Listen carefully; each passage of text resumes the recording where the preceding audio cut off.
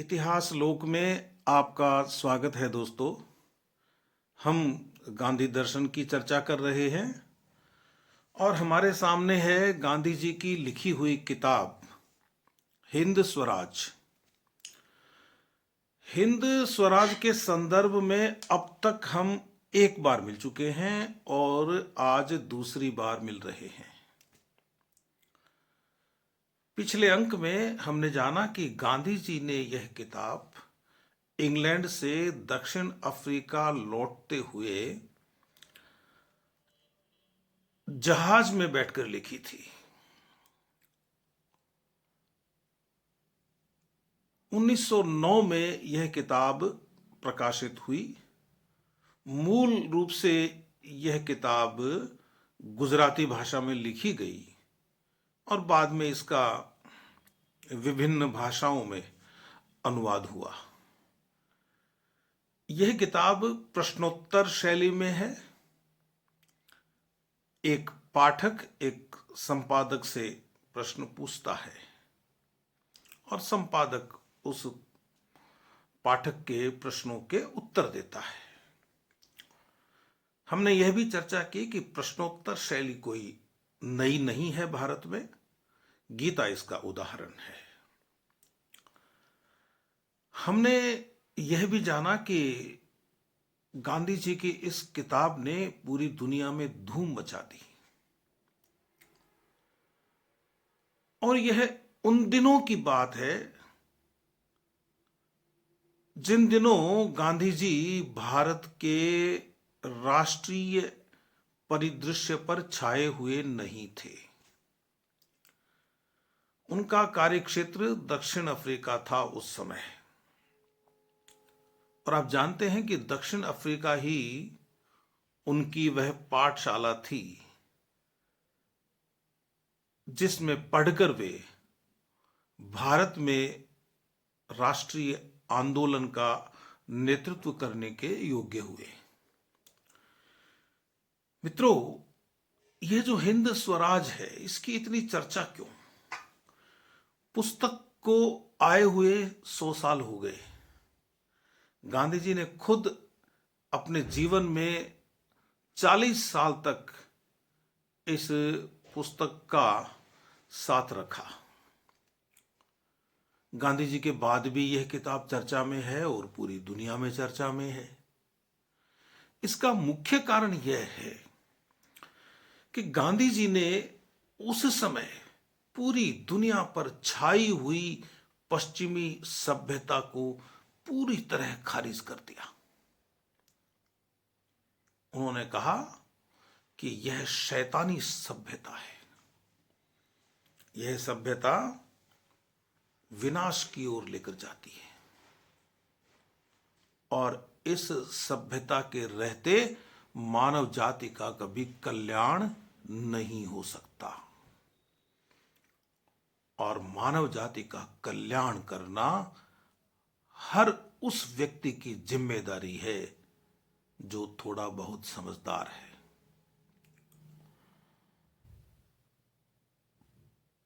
तो गांधी जी ने पश्चिमी सभ्यता को शैतानी सभ्यता क्यों कहा और क्यों उन्होंने कहा कि मैं इस शैतानी सभ्यता को पूरा बदल देना चाहता हूं? पूरा। मुझे आधा अधूरा परिवर्तन नहीं चाहिए। रघुपति सहाय फिराक गोरखपुरी साहब का एक शेर याद आता है मुझे। उन्होंने लिखा था एक बार कि थोड़ी बहुत मोहब्बत से काम नहीं चलता ऐ दोस्त। थोड़ी बहुत मोहब्बत से काम नहीं चलता ऐ दोस्त। ये वो मामला है जिसमें या तो सब कुछ या कुछ नहीं। या तो मैं पूरी दुनिया को बदलूं और या फिर मैं देखता रहूंगा जो होगा। यानी मेरा दर्शन पूरी दुनिया को बदलने का दर्शन है। गांधी जी का यह कहना था और मैंने कुछ नया नहीं दिया है। मेरा मौलिक कुछ भी नहीं है जो हमारे पूर्वज कह गए, भारत के पूर्वज कह गए, उन पूर्वजों की बात कर रहा हूं। और मैंने कुछ पश्चिम के दार्शनिकों को पढ़ा है जिन्होंने मुझे उद्वेलित किया। उनकी बातों के आधार पे मैं एक वैकल्पिक व्यवस्था दे रहा हूं। यदि मैं यह बात करता हूं कि यह शैतानी सभ्यता नष्ट होनी चाहिए, तो मैं उसका विकल्प भी आपके सामने रख रहा हूं। और यह बड़ी जरूरी बात है। लोग कह देते हैं कि यह बुरा है, वह बुरा है, सब कुछ बुरा है। तो उनको यह जरूर बताना चाहिए कि अच्छा क्या है, और इस अच्छे को आप हासिल कैसे करेंगे। गांधी जी यह काम करते हैं। तो वे जिस व्यवस्था को पूरा बदल देना चाहते थे, उस व्यवस्था की खास बातें क्या हैं, यह जानना जरूरी है। यह जानना इसलिए जरूरी है कि हिंद स्वराज्य के 100 साल बाद भी गांधी जी की बातें उतनी ही प्रासंगिक हैं जितनी उस समय थी। अब देश काल परिस्थिति के अनुसार चीजों को वर्तमान के संदर्भों में तो हमें देखना पड़ेगा। भारत उस समय पराधीन था, आज नहीं है। लेकिन गांधी जी जिस स्वतंत्रता की बात करते हैं, वह स्वतंत्रता केवल राजनीतिक स्वतंत्रता नहीं थी। जिस स्वतंत्रता की वे बात करते थे, वह स्वतंत्रता केवल राजनीतिक या सियासी स्वतंत्रता नहीं थी, सियासी आजादी नहीं थी। नहीं तो उनको यह क्यों कहना पड़ता कि यदि स्वराज मिल गया राजनीतिक दृष्टि से, तो उसके बाद भी मुझे अपने लोगों से संघर्ष करना पड़ेगा। तो ये वो जमाना था जब लोग ये मानते थे कि डार्विन जो कहता है, सर्वाइवल ऑफ द फिटेस्ट, जो सबसे ज्यादा बलशाली है वह रहेगा, बाकी नहीं रहेंगे। गांधी जी ने इसका खंडन किया अपने तरीके से। यानी यदि आप यह बात करने बैठ जाए कि जो सबसे ज्यादा ताकतवर है वह रहेगा, चाहे वह दिमाग से ताकतवर हो या चाहे शरीर से ताकतवर हो, कोई एक व्यक्ति ताकतवर हो या एक जाति ताकतवर हो या एक देश ताकतवर हो, वही रहेगा। क्यों रहेगा वही? दूसरे क्यों नहीं रहेंगे? या दूसरे रहेंगे तो उनकी दया पर रहेंगे। ईश्वर ने हर जीव को बराबर ताकत से बनाया है, बराबर शक्ति से बनाया है। उसका बराबरी का महत्व है। यानी आप सर्वाइवल ऑफ द फिटेस्ट का सिद्धांत दुनिया में प्रचारित कर रहे हैं और उसमें मानवीय करुणा नहीं है। पूंजीपति मजदूरों को इसलिए रख रहा है कि उसके बिना वह पूंजीपति नहीं रह सकता। वह मानवीय करुणा के वशीभूत होकर अपने पास उतना ही क्यों नहीं रखता जितनी उसको जरूरत है। बाकी वह क्यों नहीं दे देता उन मजदूरों को, क्यों नहीं बांट देता उनमें? अगला नहीं बांटेगा क्योंकि 1869 में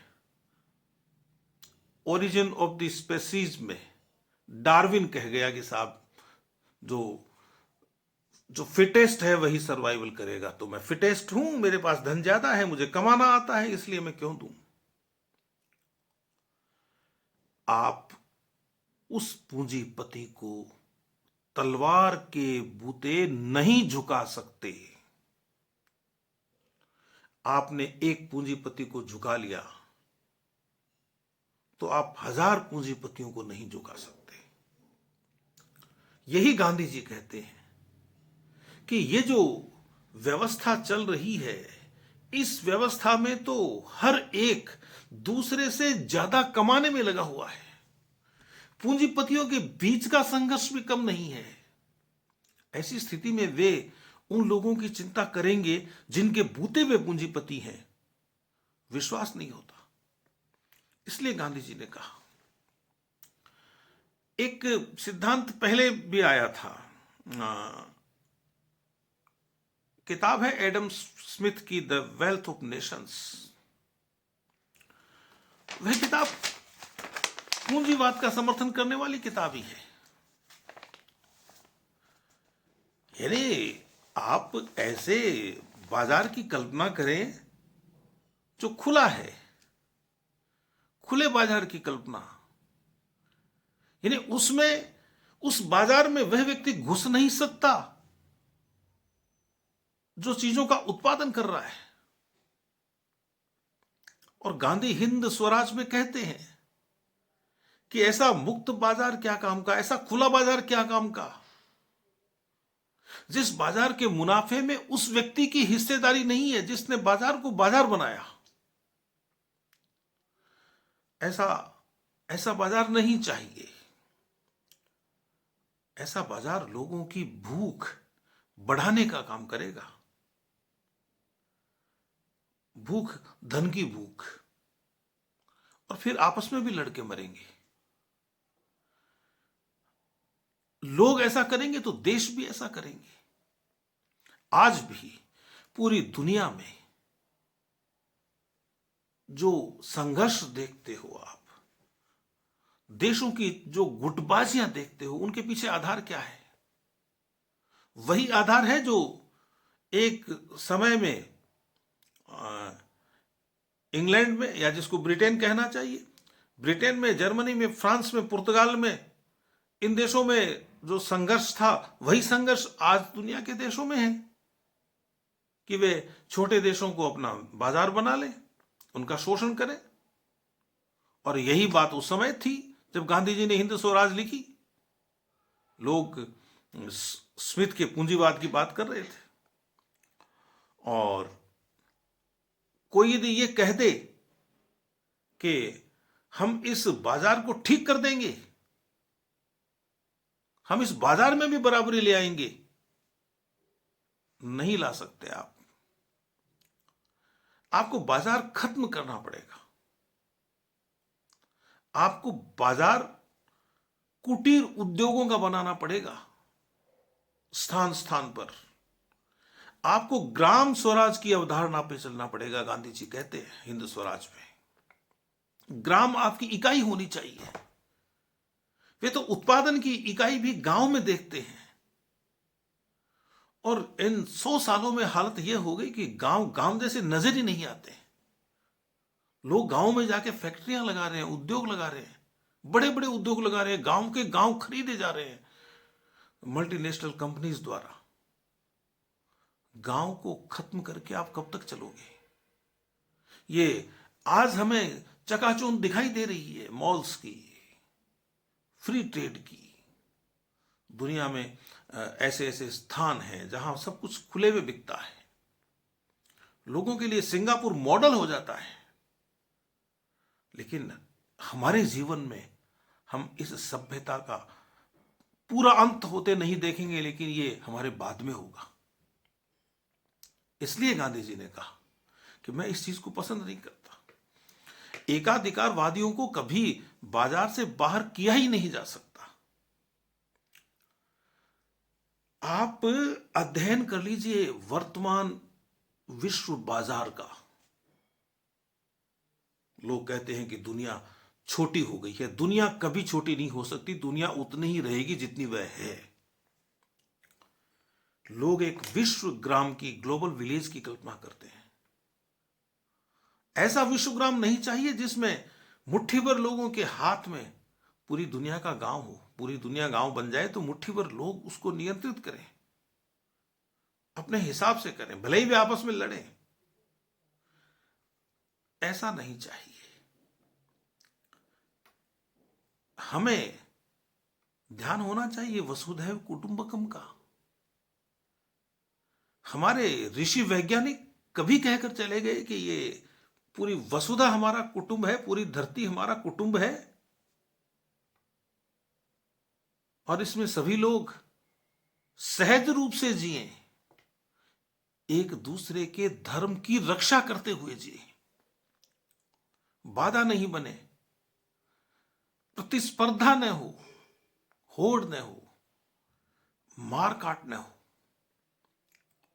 तो ये जिस ग्लोबल विलेज की कल्पना करते हैं उसमें तो ऐसी बात नहीं है। उसमें तो सब एक दूसरे को पीछे छोड़ने में लगे हुए हैं, पीछे छोड़ने में। फिर तर्क क्या क्या देते हैं? गांधी जी ने उस तर्क का खंडन कर दिया। गांधी जी ने कहा कि हम आज जिसे ग्लोबल विलेज कहते हैं ये बाद में आया हुआ कॉन्सेप्ट है पश्चिमी दुनिया से। गांधी जी ने लिखा तब बातें तो यही थी, वे मुक्त बाजार की बात करते थे। आज ग्लोबल वर्ल्ड की बात हो रही है, आज ग्लोबल विलेज की बात हो रही है। भूमंडलीकरण, ग्लोबलाइजेशन, दुनिया दुनिया पहले से ही भूमंडलीकृत है। किसी जीव को मरते देखकर भारत के किसी व्यक्ति का हृदय यदि करुणा से भर जाता है तो अफ्रीका में भी भर जाता है। और जब ये global village, global world, global market नहीं था तब भी ऐसा होता था। आंसुओं की भाषा पूरी दुनिया में, पूरी भूमि पर एक जैसी रही है। आप उसके आधार पर भूमंडलीकरण क्यों नहीं करते?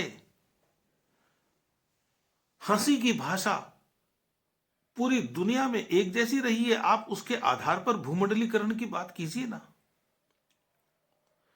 भूख की एक ही अनुभूति है पूरी दुनिया में। इस दुनिया में जहां कहीं भी कोई भूखा है वह एक जैसा ही भूखा होता है। आप उसके आधार पर भूमंडलीकरण की बात कीजिए ना। गांधी जी ने यह कहा कि जो सबसे पीछे है लाइन में वो और उससे भी अलग जो कहीं बैठा है और जिसको यह भी नहीं पता कि लाइन लगती है क्या, उस व्यक्ति तक की, उस जीव तक की चिंता आपको करनी चाहिए। जब वे गाय की बात करते हैं तो दुनिया के समस्त मूक प्राणियों की बात करते हैं, वे उनकी चिंता आपको करनी चाहिए, वो आप नहीं कर रहे हैं। तो तर्क क्या देते हैं? ये जो एक वायलेंट ग्लोबलाइजेशन है, ये एक जो हिंसक वैश्वीकरण है, इस हिंसक वैश्वीकरण की अवधारणा को तोड़ना होगा। यदि हम नहीं तोड़ेंगे तो हमारे बाद में जो पीढ़ियां आएंगी वे तोड़ेंगी। तोड़ना पड़ेगा, कोई विकल्प नहीं है। एक भयंकर विनाश के बाद तोड़ना होगा। कोई तो फिर बचेगा पीछे जो दुनिया नहीं बनाएगा। हिमगिरी के उत्तुंग शिखर पर बैठ शिला की छां, प्रसाद कह गए हैं कि प्रलय के बाद में हिमगिरी के ऊंचे शिखर पर शिला की छां में बैठकर और एक मनुष्य प्रलय प्रवाह देख रहा होता है। ऐसा कोई होगा, वो स्थिति न आए, इसके लिए इस हिंसक वैश्वीकरण को अहिंसक वैश्वीकरण में बदलना चाहिए। यह हिंद स्वराज का स्वर है। हिंद स्वराज के जो 20 अध्याय हैं उनकी यह आवाज है और इसीलिए हिंद स्वराज का महत्व है। आप गांधी जी के राजनीतिक निर्णयों से असहमति रख सकते हैं, मेरी भी असहमति है अनेक बिंदुओं पर गांधी जी से। एक राजनेता के रूप में हमारा अधिकार है कि हम उनसे असहमति रखें यदि हम महसूस करते हैं तो। लेकिन ये जो विचार वे कह रहे हैं, अहिंसक विश्व के बारे में बातें बता रहे हैं, इन बातों को तो मानना पड़ेगा। यह जो दर्शन है, ये बातें हैं, ये बातें तो हमारे पूर्वज कहकर गए हैं, हमारे ऋषि मुनि कहकर गए हैं। अब इन बातों को आप गांधी जी के हिंद स्वराज के माध्यम से समझ लें या सीधा ऋग्वेद से समझ लें या उपनिषदों से समझ लें। ईशावास्योपनिषद का तो पहला ही मंत्र है, श्लोक कह लो, वही है, त्याग करते हुए भोग कीजिए, दूसरे की संपत्ति पर आपका मन क्यों चलता है? नहीं चलना चाहिए। हमारा ऋग्वेद कहता है जो अकेला खाता है वह पाप को खाता है। तो वहां से ले लीजिए चीजें, गांधी से नहीं लीजिए, हिंद स्वराज्य से नहीं लीजिए। गांधी जी कहते भी नहीं है कि मेरा अनुसरण करो। गांधी जी कहते हैं मैं तो कही हुई बात कह रहा हूं भाई, सुन लो। तो ये जो हिंसक विश्व है, इस हिंसक विश्व को अहिंसक विश्व में बदलना पड़ेगा। और जब ये बात कही गई तो लोगों ने कहा कि पूंजीवाद में क्या बुराई है जी? पूंजीवाद में क्या बुराई है? पूंजीवाद नियंत्रित हो सकता है। कौन करेगा पूंजीवाद को नियंत्रित? कि सब राजसत्ता करेगी। राजसत्ताएं पूंजीवादियों की गोद में खेलती हैं। इस दुनिया की बड़ी बड़ी सरकारों को पूंजीवाद चला रहा है, पूंजीवादी लोग चला रहे हैं, क्योंकि सत्ताओं का काम चलता नहीं है बिना धन के। तो जो सत्ता पूंजीवाद की गोद में खेलती हो, वह सत्ता नियोजित नहीं कर सकती, न उत्पादन को कर सकती है, न वितरण को कर सकती है। वो गांवों को फिर से जिंदा नहीं कर सकती। बातें हजार कर लीजिए आप, लोकतंत्र के चलते आप सब कुछ नष्ट भी नहीं कर सकते।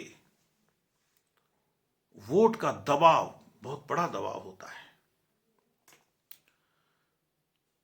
तो जो वैश्वीकरण है उसकी अवधारणा को हिंद स्वराज के संदर्भ में बदलना होगा। और ये आप मानते हैं कि राजसत्ताएं ऐसा कुछ कर लेंगी कि बड़ी मछलियां छोटी मछलियों को खाना छोड़ दें, तो वे ऐसा नहीं कर सकती। राजसत्ताएं खुद बड़ी मछलियां हो रही हैं। बड़ी मछलियां बड़ी मछलियों से मिलके चल रही हैं, तो छोटी मछलियों का क्या होगा आपको ध्यान देना चाहिए। ये जो व्यवस्था बनी है, ये व्यवस्था ऐसी बनी है जिसमें आजीविका विहीन विकास हो रहा है। पेट भरने के अवसर नहीं है लोगों के पास, मौके नहीं है लोगों के पास पेट भरने के। और आप देख रहे हैं बड़े बड़े मॉल, बड़े बड़े बाजार, मुक्त बाजार, अंतरराष्ट्रीय मुक्त बाजार। उन बाजारों में कौन जाता है, कौन चीजें बेचता है, कौन खरीदता है, ये हमें नहीं पता। हम तो उन बाजारों से होकर चीजें जब बाजार में आती हैं तब उन पर टूट पड़ते हैं।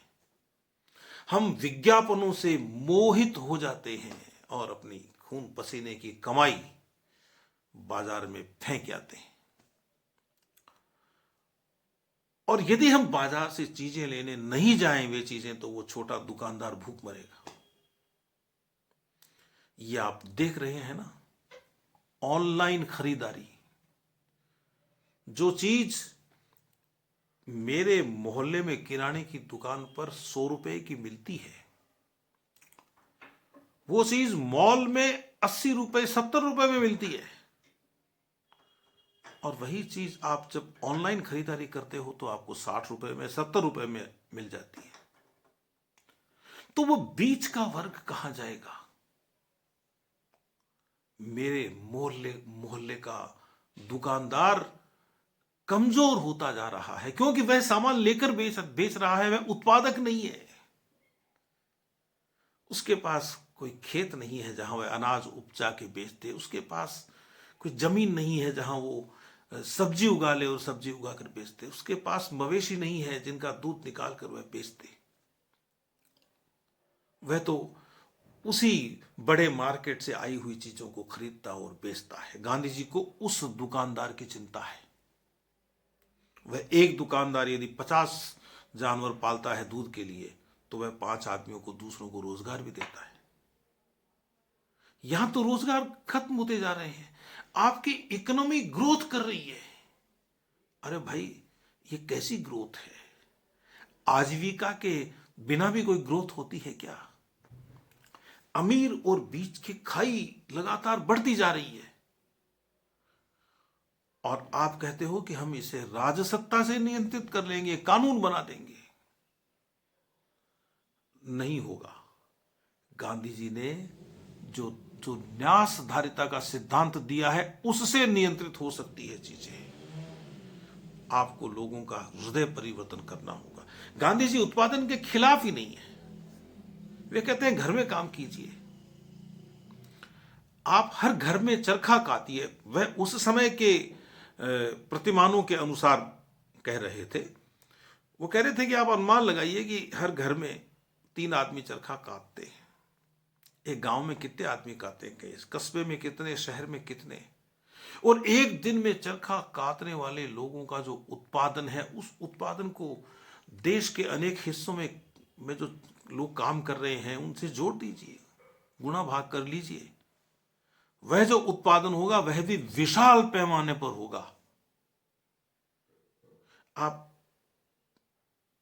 वही उत्पादन है, इतना ही उत्पादन जहां 5 लाख लोग करें, आप कल्पना कर लीजिए उदाहरण के लिए, वही उत्पादन 500 लोग कर रहे हैं। बाकी लोग कहां जाएंगे? आजीविका कमाने का, पेट भरने का, मेहनत करके पेट भरने का अधिकार है उनका, मानवाधिकार है। आप उनको मेहनत करके पेट भरने का अवसर नहीं दे रहे हैं, और फिर वे राह से भटकेंगे, चोर बनेंगे, डाकू बनेंगे।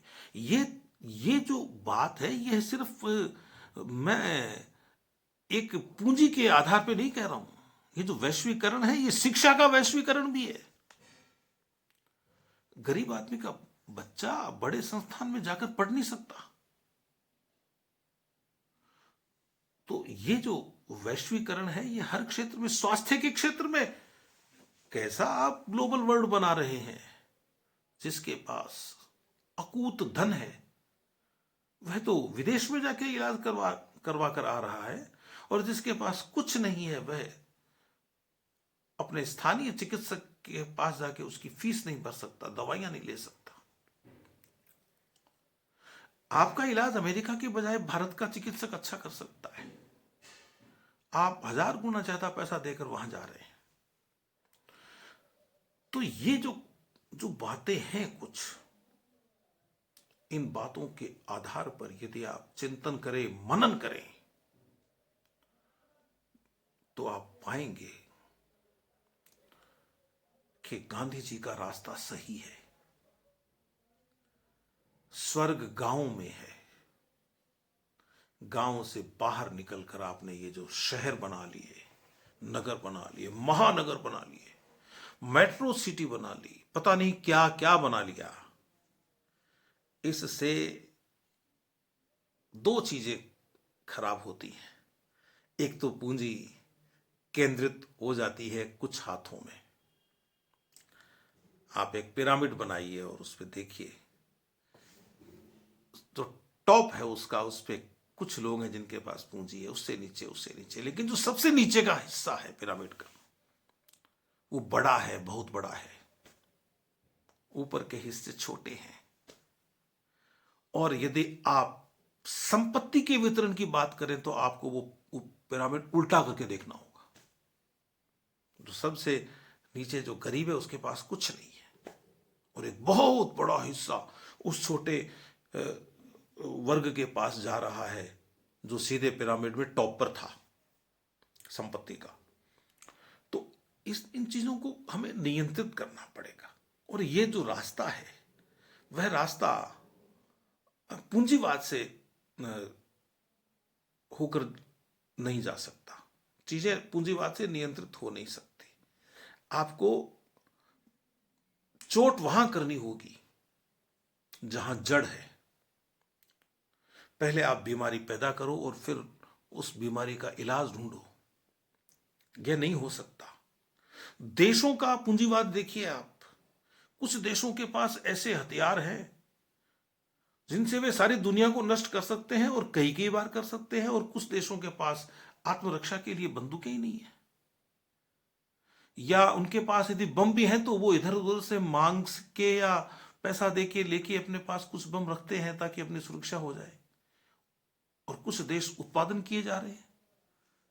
ये कैसा वैश्वीकरण है? मैं बार बार वैश्वीकरण कह रहा हूं, इसलिए कह रहा हूं कि मैं हिंद स्वराज को आज के संदर्भ में देख रहा हूं। आपको भी हिंद स्वराज को आज के संदर्भ में देखना चाहिए। और जब हम अगली बार मिलेंगे तो हम बात करेंगे वो जो नया वाद है, हिंसावाद, कि आप पूंजीपतियों को काट डालो, मार डालो, इन सबको बराबर कर दो और फिर बांट दो संपत्ति बराबर बराबर। ये बहुत ही अव्यावहारिक सिद्धांत है। उसकी बात मैं अगले अंक में करूंगा। तब तक आप मुझे अनुमति दीजिए। नमस्कार।